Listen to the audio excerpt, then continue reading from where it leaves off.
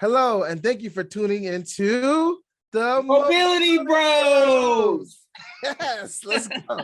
I'm Coach Cliff. I'm here with my brother Ron, my host, my co-host, my brother and friend. We're here to talk about athletic mindset, mobility, pain reduction, and the thought process of practitioners. And today's topic is directly connected to the thought process of practitioners as well as our clients' thought process. And it's really going to be focused on burnout. What does it mean to be burned out as a practitioner, an entrepreneur, a person who is an author that's getting writer's block, a speaker, a teacher? So many people experience burnout.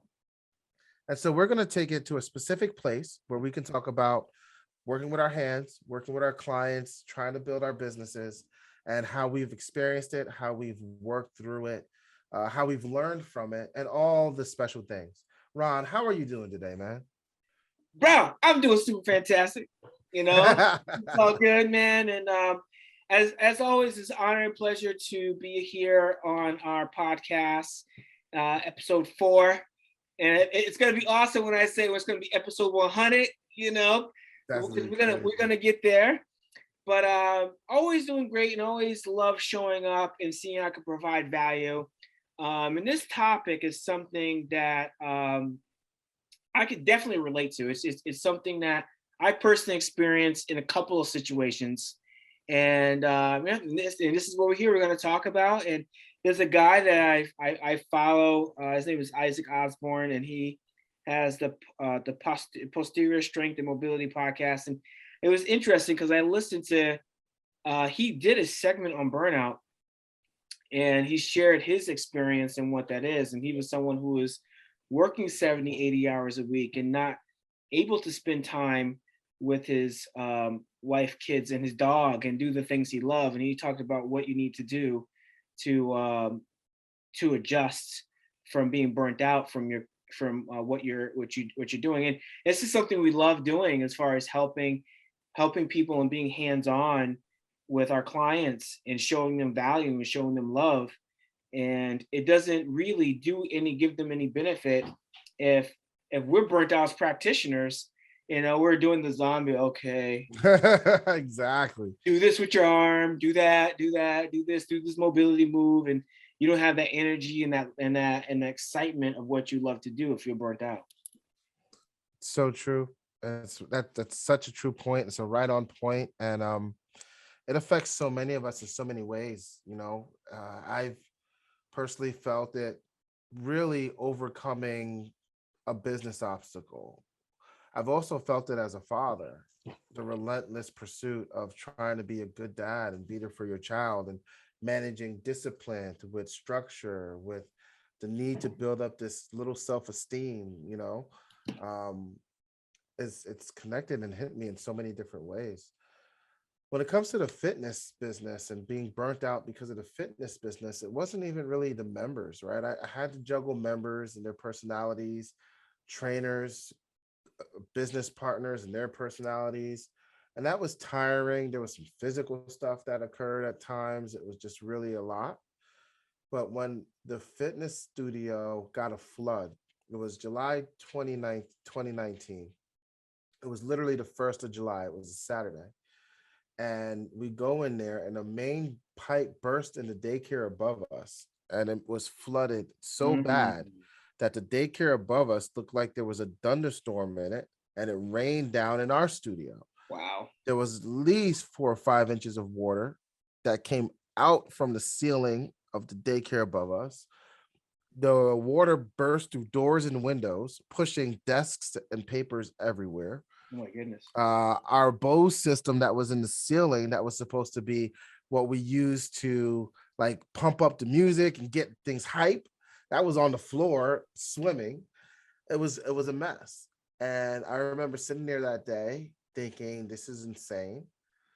But there's opportunity here because now we can knock down some walls. We can innovate a space that's been kind of the same for I don't know, since 2012. And we can create a space that really can go towards the future. So it was connecting with the landlords. It was finding relationships, A good friend of mine who owned a flooring company connected with us and helped us out when other people didn't even want to touch doing business with this landlord. He was willing to do business with us and helped us out.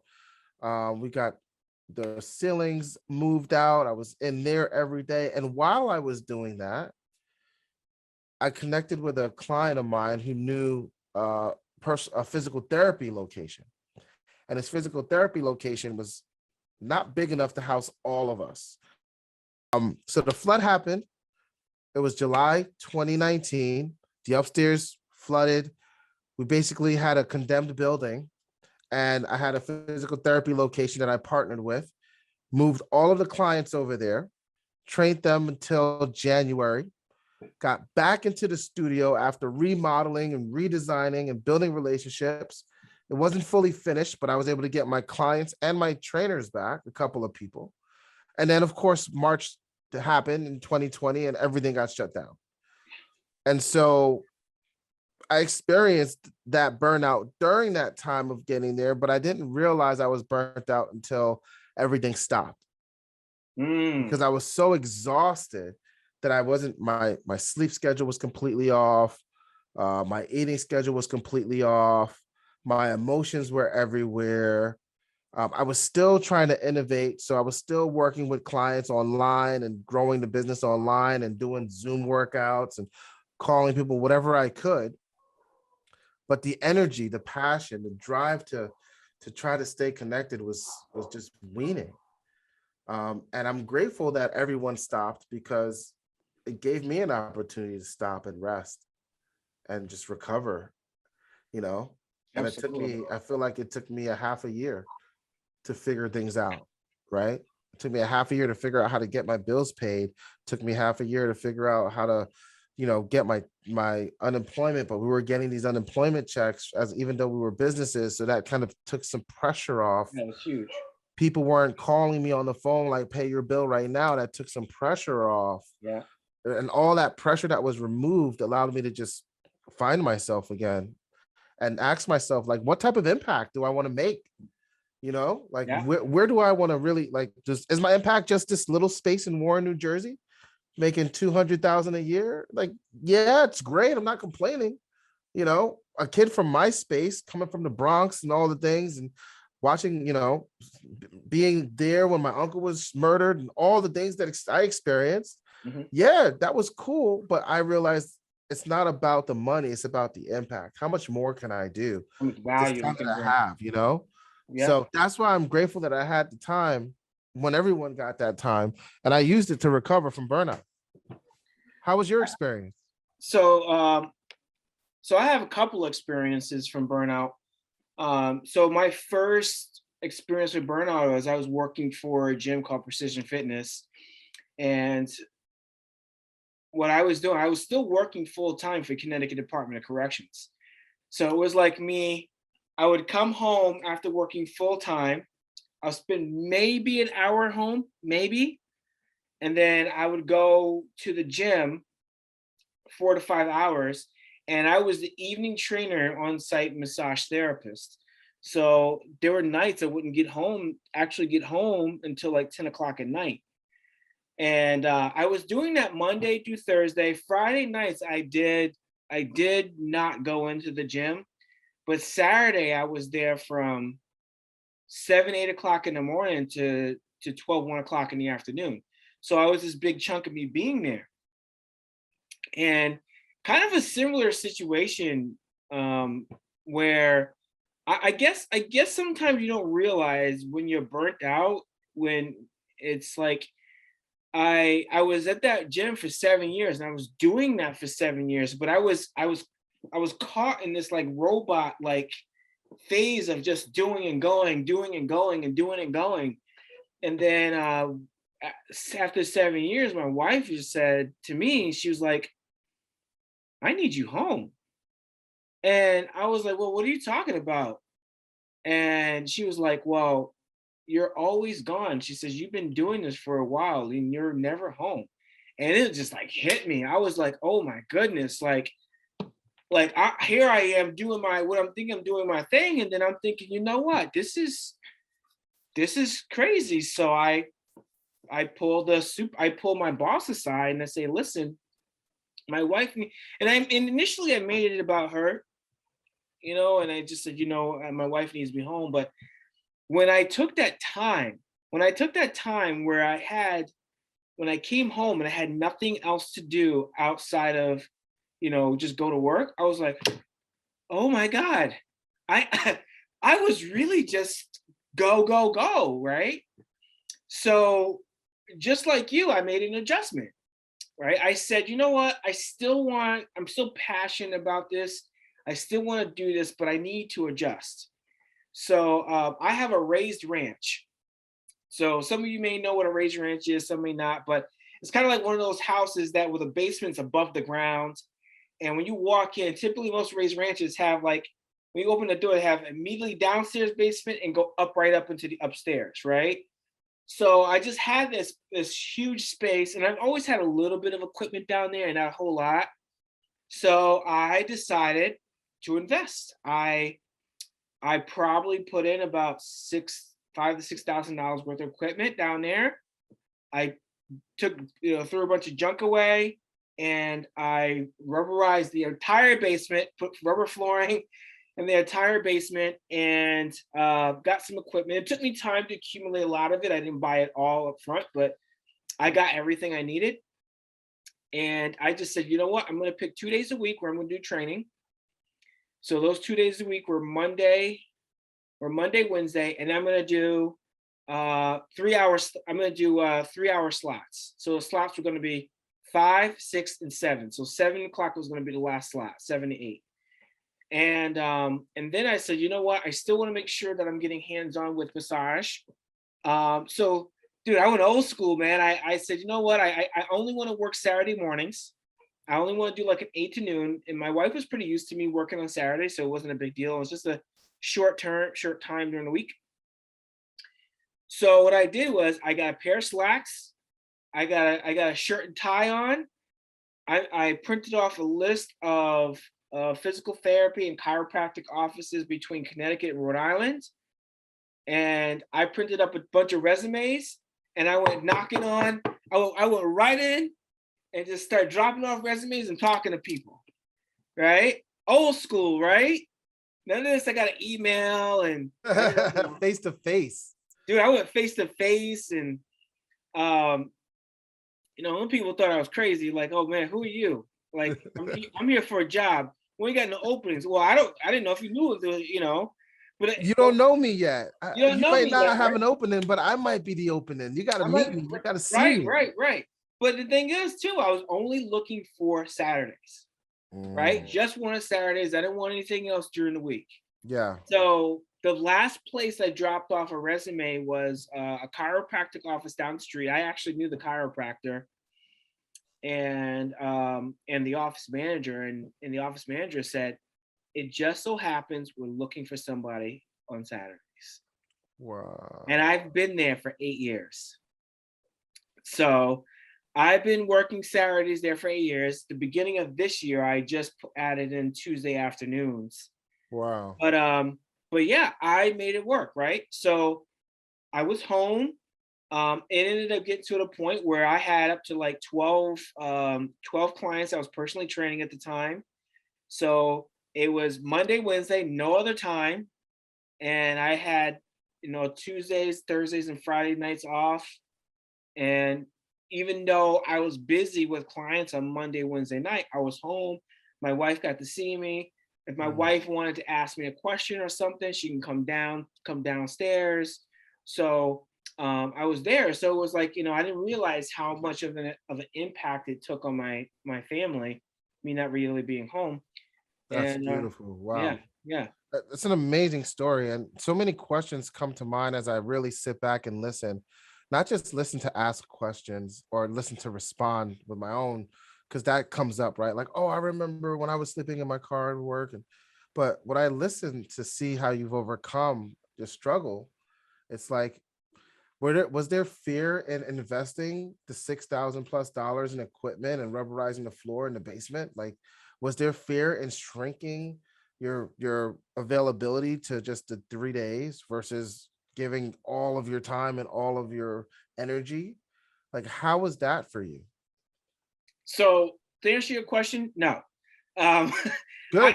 I kind of felt So, like these are the times I'm available.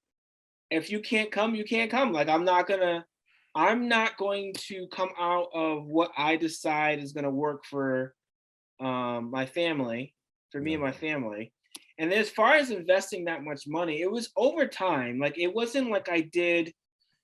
um uh it wasn't like I did everything all in one shot, right? So I knew I had the rubberizer floor, so I always looked for deals.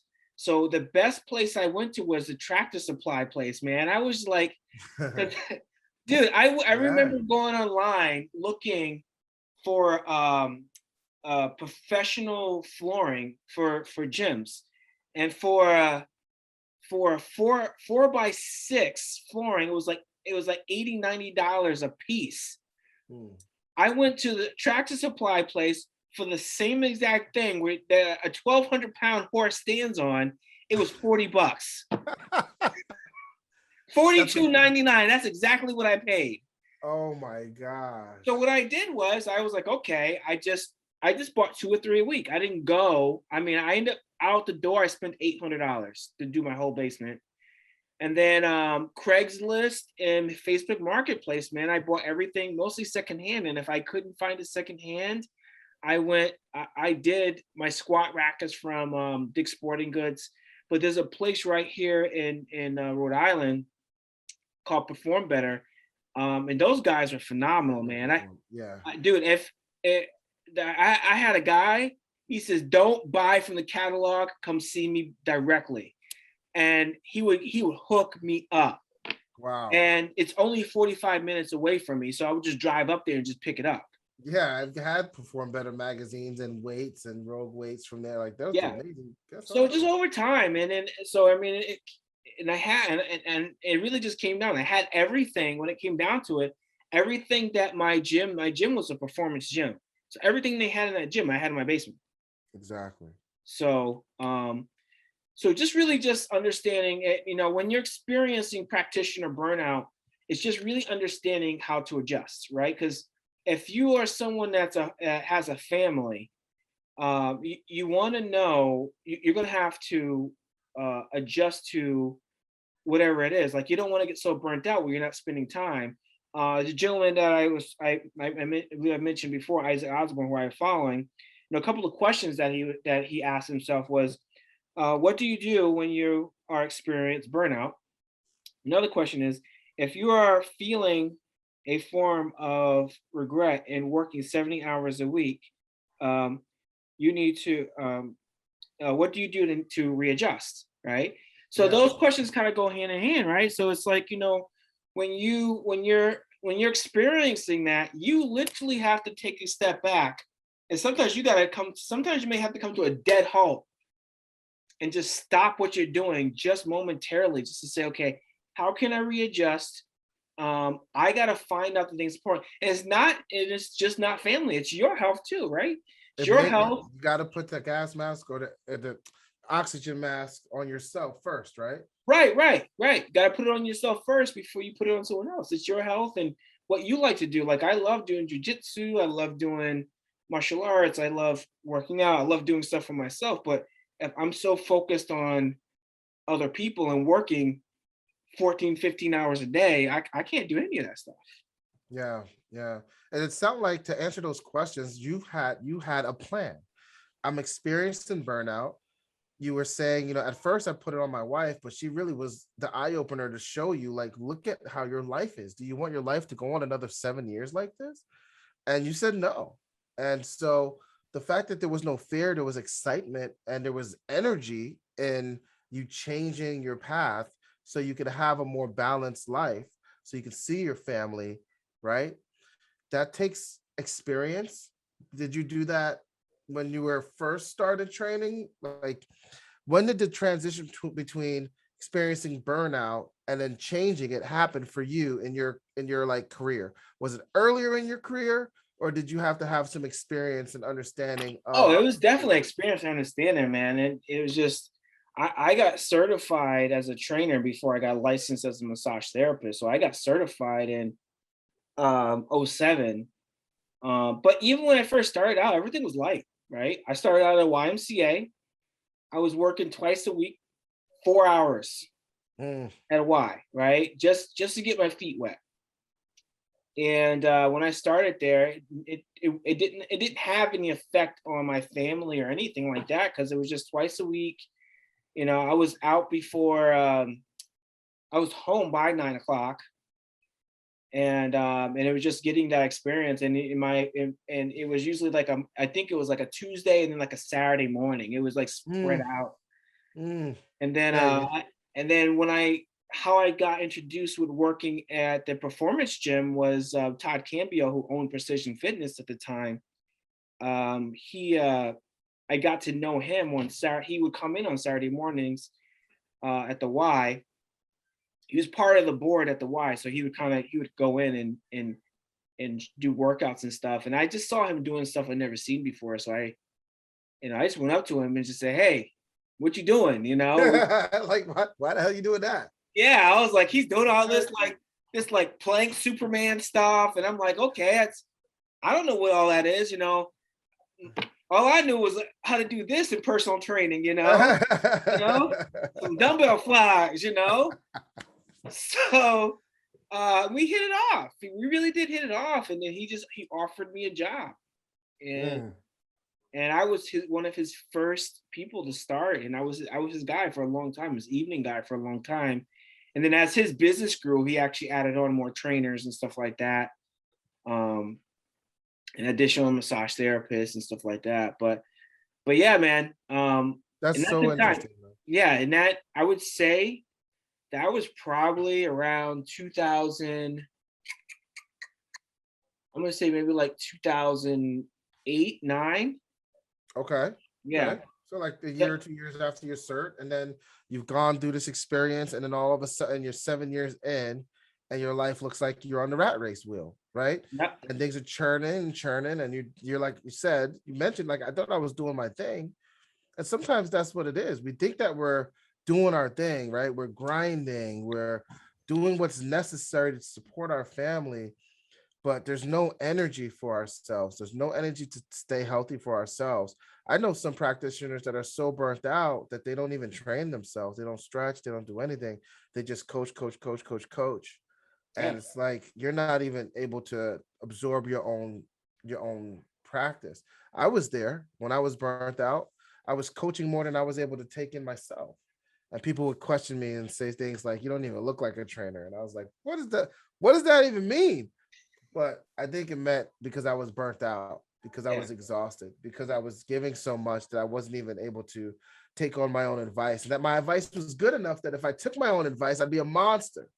You know what I mean? So it does take a special moment in time sometimes to reflect and find your burnout, whether you recognize it. Some people may recognize it quickly because they're just exhausted and they don't want to go to work the next day and they can't get out of bed. And it's like you're there. The candle wax is gone. There is Yeah. no more Yeah. burning it at both Never ends. The burning both wax ends. is gone. Yeah. And then there's others like you and I who are like, but we're grinding. We're grinding. What do you mean? We're working. We're involved and we're on a road. It's not like we're doing 12 separate things, right? We have a supplement plan that we believe in and we're grinding for that. We have our business model, which is health and wellness, and we're grinding for that. We have ways of marketing ourselves through social media and networking, and we're grinding for that. And it's all feels like it's the same road, but then there's 10 different hats, 15 different Absolutely. hats that we wear. And that's Absolutely. where I think a lot of burnout can happen too. Yeah. So I've actually, delegating, understanding, having a plan. This is what I'm seeing from you, right? yeah, yeah. And I just want to add to that. I remember I was telling you right before we started our right before we came online to talk. Um, you know, you and I partnered up with the same health and wellness company. And I remember in 2018 when I retired from Department of Corrections, I said, you know, I really want to go all in. You know, I dabbed in the business side and building a team with our network marketing, health and wellness company. But I really want to go all in. I want to focus on. I want to put time in. I want to learn the skills to grow a team. And so I got to a point, and my point man was Aaron Harrison, and as a marketing beast, right? He's the man, and I've known him since he was 5 years old, and he's the guy I went to say, hey, I want to run with this, right? Um, Went to my first big event. Mind you, I've been with our company for about 10 and maybe like 8 years at that point, but never really went to like a super big event. And that really just supercharged me, man. Just really supercharged me. Mm. And then for 3 years, I grinded. I mean, every day I woke up and I was putting in like 5-6 hours a day, talking to people, doing Zooms. And I got to a point where I hit a wall. It was like I really didn't build much of a team. And one thing about working in any network marketing company, it's not there's no time frame on how long it's going to take you to grow that business. And but I for me personally got to a point where I was just like, you know what, I'm done. Yeah. I'm tapping out. I'm done. And and I had this opportunity to launch an apparel line, and I did that. I'm having fun, regardless if I made $25 that month or I made $200 that month. I'm having a good time. I'm learning. I'm staying plugged in. I'm learning different ways of marketing, and I know, and it's going to happen, right? Yep. And as far as my health and wellness nutrition company, they end up launching this brand new program, and it's a brand ambassador partner program that they launched, and it allowed me to get excited about it again and to say, you know what, I can do this. I can do a couple of shares, a couple of reach outs a day, and not that crushing it for 6 hours a day and just doing that. And mind you, when I was doing that too, I put personal training and massage on the back burner. I was still doing those things, but I wasn't putting 100% in those things. And I made a shift, right? Yep. I made a Exactly. shift in I put that on the back burner, and I said I made a shift. I started this. I added another day of working out of the chiropractic clinic. I started picking up more clients for massage, and then for my wife, she starts seeing that money, starts seeing Hey. that money, and it was just like, wow, she said, and she's like, your massage therapist, this is your superpower. This is what you're great at, and I know in a family dynamic, um, although I do get a pension from Department of Corrections, in the family dynamic, you being the man of the house, your wife, your loved one, or significant other, they want to see that you're bringing in some additional income that you're doing, especially when they see you involved in something. And Exactly. if there's no actual money coming in, it's almost like, okay, what are you doing?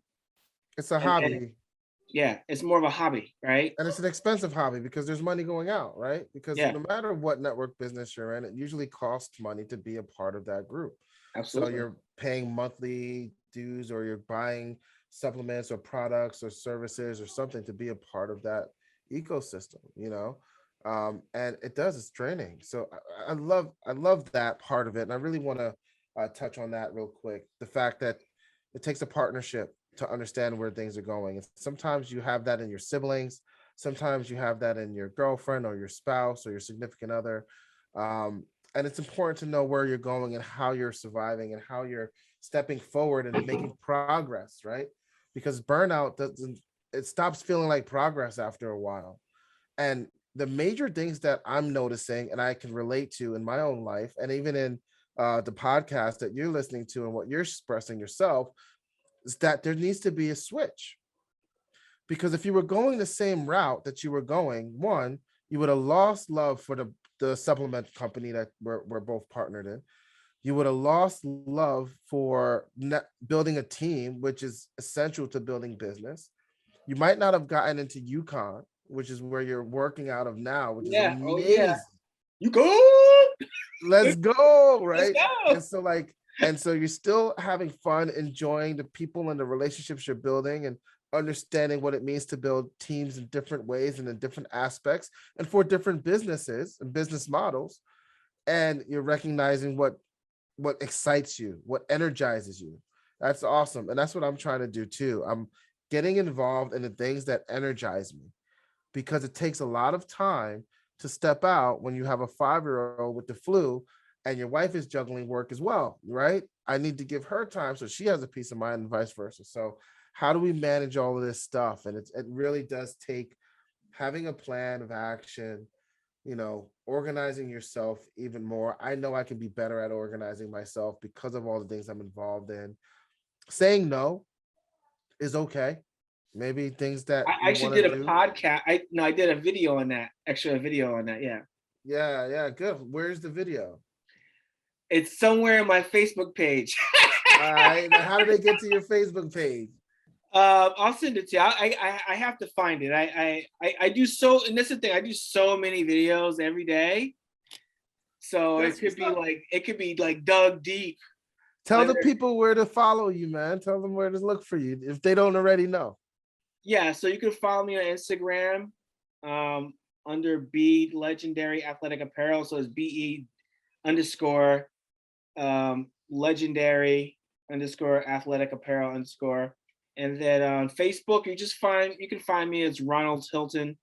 Um, you'll see a picture of me deadlifting 400 pounds. And then on LinkedIn, it's the same thing. I'm under my name, Ronald Hilton, and I got the same photo. And then I just literally got on TikTok. I don't even know where I'm at on TikTok, but We'll pop off on TikTok soon. And now you're on YouTube as well. Find them on YouTube Shorts here with Fitness Essentials and with all of the fitness life coaches we can bring to you. We're really excited yeah. about our podcast here, Millennial Bros. Any finals about burnout, about what you want to share with everyone before we wrap up the show?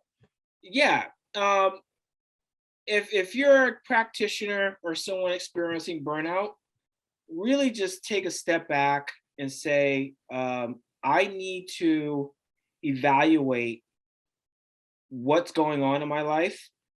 And there's nothing wrong with stopping what you're doing. There's nothing wrong. Don't feel guilty if you have to come to a complete halt and stop what you're doing. And then that's my biggest takeaway. I want to share with with our audience, that if you're experiencing burnout, just really just take that and just readjust. No one, the readjustment and stop what you're doing police are not going to show up and arrest you. And maybe in some cases you may be working first under someone, and that person may get upset, but you can't. They have to respect you as a human being first, and understand that you have to take care of you. You come first, and you and yours to come first before anything. Mm, So mm. but I yeah. love that. I'm really excited. I have a lady we just connected. Her name is Gina. She's also a professional. She wrote a book on burnout. So I'd love to take this to a whole nother level and even maybe a web series. Write down in the comments, whether this is on Facebook or YouTube or wherever you find our video. If you were generated here and you've been here this long, thank you so much for watching all the way through. We truly, truly appreciate that. And please, like, find out more about us, whether it's LinkedIn, Facebook, Instagram, TikTok, connecting with us directly. We would Yeah. love to talk more about Yeah. what you're going through, how we can connect mind, body, and spirit again so that you can overcome burnout in a healthy way, create some healthy practices, and recognize failure is not a negative thing and there is no shame or failure in burning out. It's not a game that you should feel ashamed for or upset about or guilty for, because it happens to so many of us. And if Michael Jordan didn't shoot and miss all those shots, he wouldn't be the GOAT that he is today. If, you know, Greatest. um, the Olympians we know didn't fail, they wouldn't have made the strides they've made today to win those gold medals. And if you haven't overcome some of the things like falling off a bike or stumbling when you're walking or overcoming a flu, then you wouldn't be who you are today. So we appreciate everything that you're doing. You, the individual that's watching, you, the family that's watching, you, the organization that's watching. And we look forward to bringing more value about things like these topics to you. Um, the switch is important. Remember to make that switch. That's what I think the takeaway is. Don't feel ashamed to stop and make a switch. make a plan, do what's going to be right for your physical health, your mental health, your emotional health, and it's going to make your life and the experience that you have connecting with others better. Thank you so much for watching. Ron, you know what to do. All right, all right. I want all of you to stay awesome, keep stepping into greatness, and be legendary. Let's go. Go. Legendary. Thank you so much for watching Mobility Bros episode 4. We look forward to getting this out to you, and we are going to be doing episode 5 next week. We're going to have these weekly things posted, and thank you so much for being here. Have a good day. Peace.